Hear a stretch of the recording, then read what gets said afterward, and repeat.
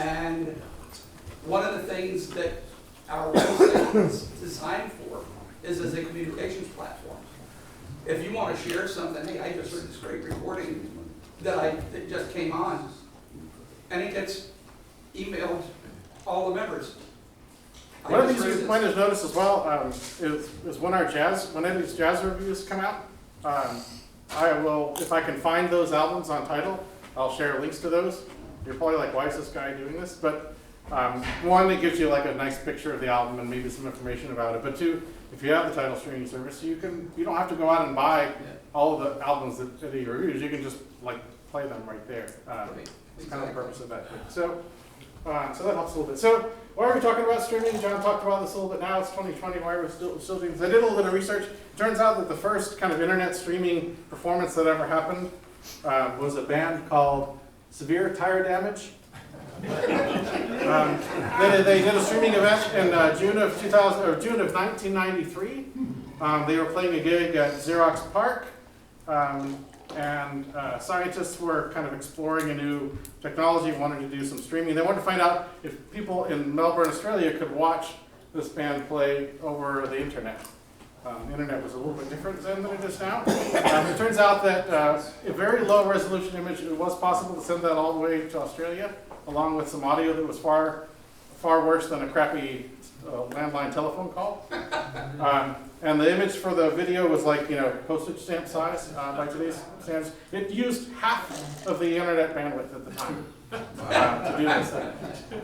But the point is that streaming's been around for a long time, right? I mean, what is that? That's almost 30 years that this stuff has been around. And in some sense, it may have been around for longer. So again, why are we talking about it today? We're talking about it today because it's had that much time to kind of get better year over year over year. And it's gotten to the point now where the listening quality and the listening experience that we can have with streaming, if we take the time to set things up, like I talked about in vinyl, you've got to spend some time to get a turntable to sound good. Digital is the same thing. If you take the time to get it set up right, you can have sound from streaming that is equal to or better than what you were experiencing from CD or even SACD. And I know some of the people who filled out the questionnaire, a surprising number of you said, yeah, I do think that sometimes streaming can sound better than CD, or that it very often does, and I was pleased to see that. I didn't really think I'd find a lot of folks. So you guys are pretty savvy about this stuff already. But that's kind of the idea, that we're getting to the point where that's possible. And then to John's earlier point, right, you're starting to see kind of a decline or change in how physical media is distributed.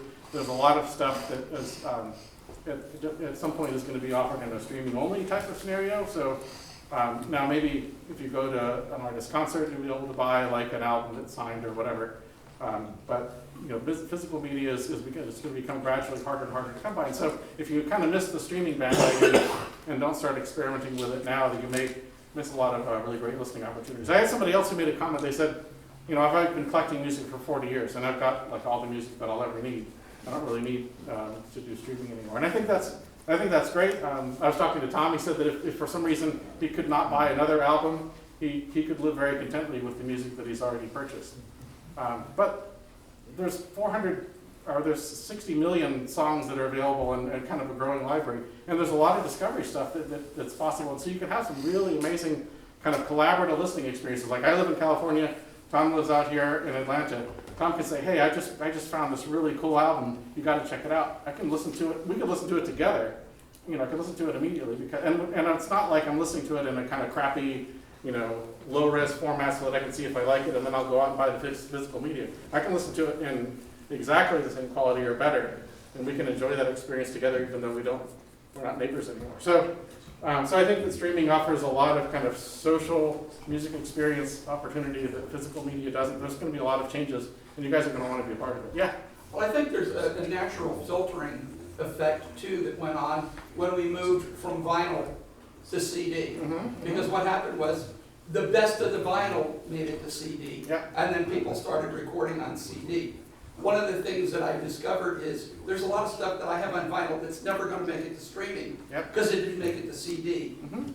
And there's the same thing is going to happen. There's a lot of stuff that made it to CD that isn't going to make it to streaming. I think you might find the reverse to be true in some cases. That's kind of what I'm the world's changing pretty I, fast. I'm talking about the. Older things, yeah. I'm There may be some talking about attrition, sure. the out of the mainstream kind of thing. Yeah. I think you're gonna find, so what you're finding like with services like SoundCloud and some other things, there are a lot of artists that are just releasing their music in a streaming format and they're never gonna do physical media.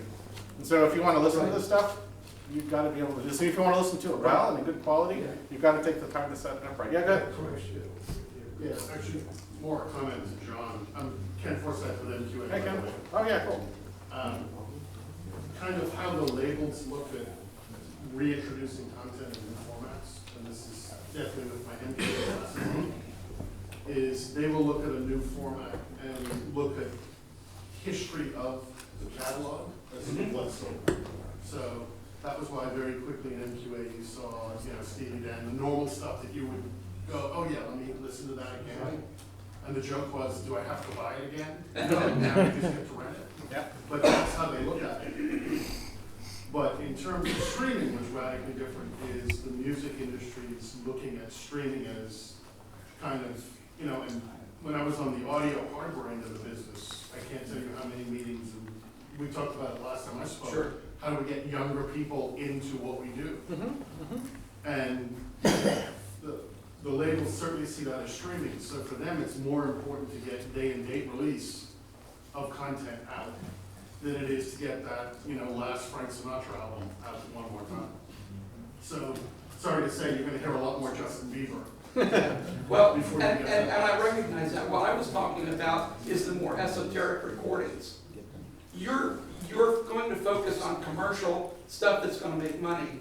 You're not going to look at a tuba recording, that was made 50 years ago of a tuba concerto.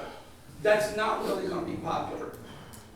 It's probably not going to make it. Yeah. I've got records like that. Yeah, and it really depends on the power of the label that's behind it. And some of these are esoteric labels. Yes.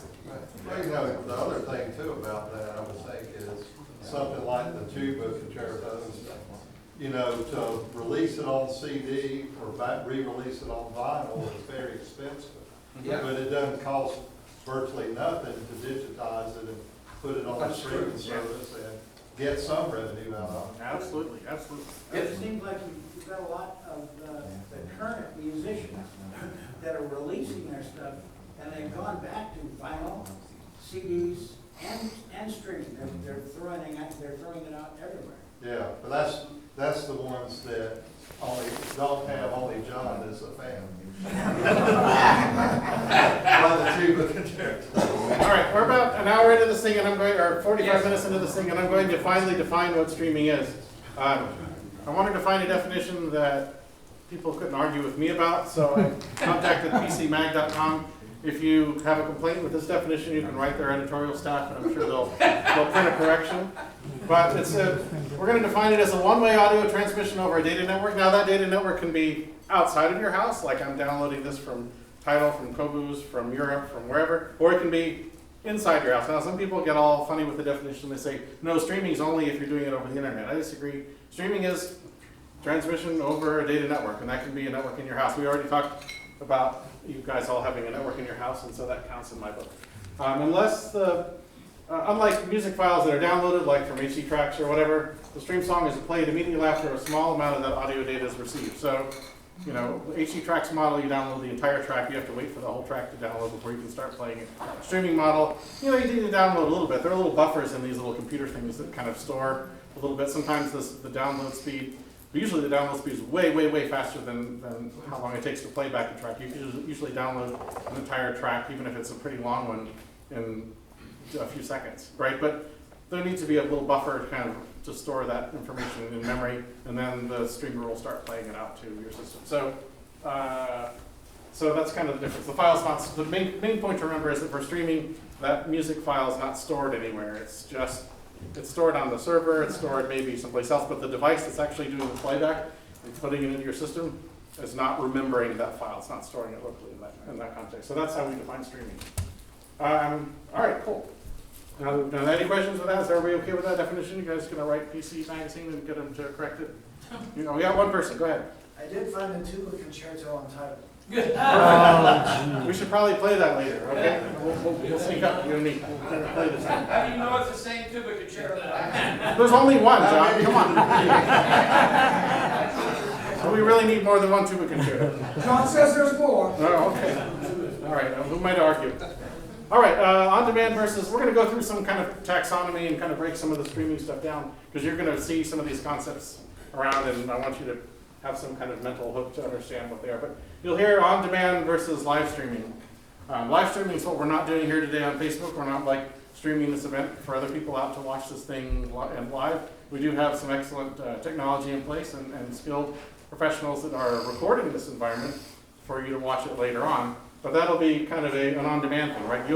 You can go click on it. You can watch this thing maybe Tuesday. You can click on it and watch it Thursday. You guys don't have to watch it at the same time. They're not synchronized in any way. It's not a broadcast type of thing. It's an on-demand playback type of thing. The entire event has been recorded, stored someplace, and you can watch it. Where live streaming, if that camera were connected to some kind of internet connection and streaming it out, then people might see me waving my hands, and it would be like maybe about 20 seconds latency in some cases. So it'd be a little bit behind live, but effectively we'll call that live, just like a television broadcast, a live television broadcast. So you'll see this thing, people talk about VOD or audio on-demand streaming versus live, and that's what that concept means. All right, internet streaming versus local streaming. So I argue that those two are still valid forms of streaming. Internet streaming is, local streaming is what you guys have been doing already. If you've got JRiver, you've got devices that are separated. So maybe you've got a JRiver media server running on a computer. You've got a Logitech, or maybe you're playing JRiver to your receiver, your home theater receiver that does DLNA, or PecanPi, or one of these other protocols that supports local streaming. You've got your computer in one place at your house. You've got your audio output in the other. And you're playing from one thing to another. That's streaming. Because the output device, like we talked about, it's not storing that music anywhere. It's just waiting for your computer to send kind of the next few measures of the song so that it can render it and play it out to your audio system. So that's internet versus local. Make sense? We're good? Yep. All right, next thing.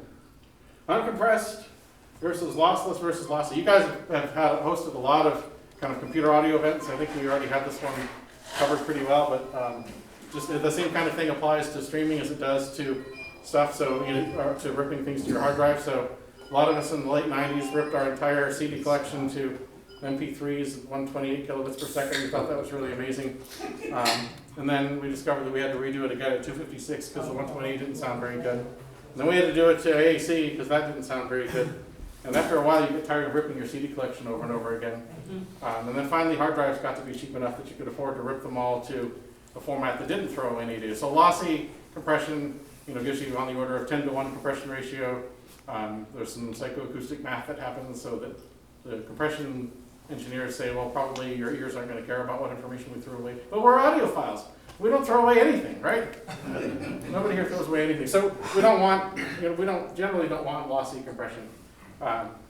In practice, it can be really tough to tell the difference between a high bit rate lossy thing and a lossless thing, but why screw with that? Like, we're messing around with cables, network cables, and like little spiky things under speakers, and Spiky. all that kind of stuff, right? So everything matters. We're not gonna do lossy stuff because we're audiophiles. We're the 1% of the 1% of the 1% of the elite, so we're not gonna mess around with that crap. So kind of that leaves your choices: uncompressed or lossless. So lossless is, you get maybe a little bit of compression, like a FLAC, maybe the files, instead of being 100 megabytes, it's 58 megabytes. It's not like it's way smaller. It's a little bit smaller though.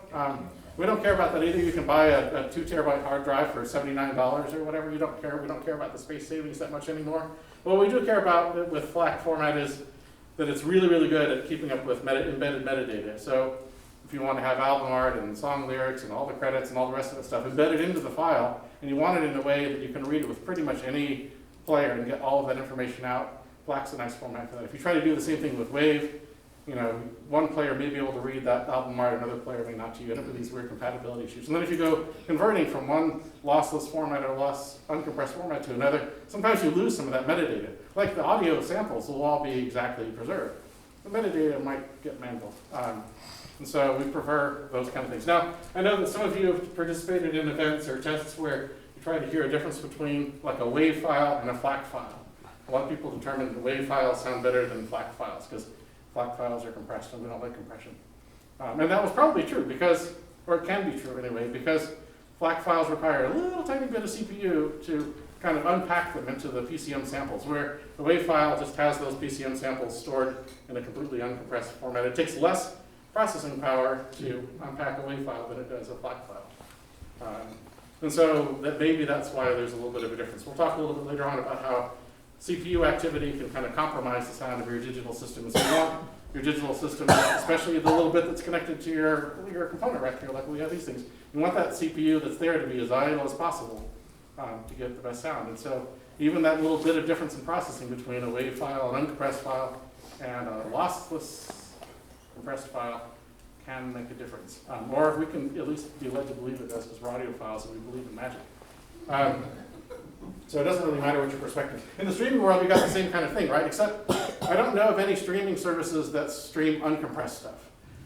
So it turns out that the internet bandwidth is plentiful, but it's still not completely free. If anybody, some people have a grandfathered into kind of an unlimited plan on their phone, and so maybe it's free for you. You may have an unmetered like internet connection at your home, so if it's an unmetered connection, you can download as much as you want to. But none of these resources are actually limitless. So if you have 300 million people downloading Tidal tracks at the same time, Tidal has to pay a lot, right, for the internet bandwidth that they have. And so they're very interested in reducing that cost. Instead of paying, $10 million a month or an hour, or whatever it costs for internet, if they can pay $5,800,000, if my math's right, for that same period of time, they would much rather do. Their operating costs are going to be lower. So nobody at scale does completely uncompressed streaming. They're always going to do compression. But we've got, fortunately, some streaming providers now that do lossless compression streaming. So we can get that kind of the same sample quality that you have on a CD or better over the internet. It's just going to be lossless compressed.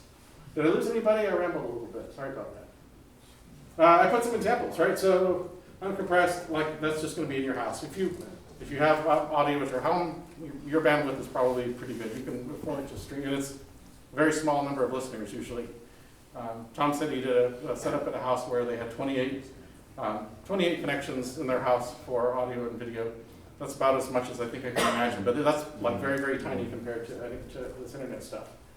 So you can afford to stream in an uncompressed format in your home, and I can see some arguments for why, and we'll talk about that, why you might want to do that. Over the internet, your choices are lossless or lossy. Lossless service providers that we have available to us in the United States are Qobuz, Tidal, Hi-Fi, Deezer, Hi-Fi, Amazon Music HD. You can ask me questions about those later. I'm not a fan of the Amazon thing, and I can talk a lot about why that is. But I think it could maybe be good someday. Lossy, we've got Spotify, Google Play Music, Apple Music, SoundCloud, Pandora. These guys are all doing, today they're doing lossy. Maybe they'll start doing lossless later on. But their audience is really, really huge and largely ignorant of sound quality. And so they're quite satisfied with this. This is going to be where we're going to land.